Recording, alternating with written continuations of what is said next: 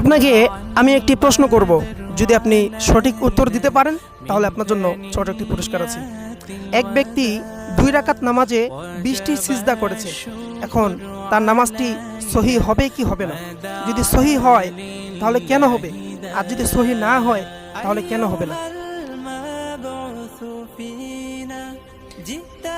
ওই ব্যক্তির নামাজ সহি হবে। কারণ কারণ হলো সে 2 রাকাত নামাজ পড়তেছে, 4 সিজদা। এই 2 রাকাত নামাজে পুরা কোরআন শরীফ সে তেলাওয়াত করছে।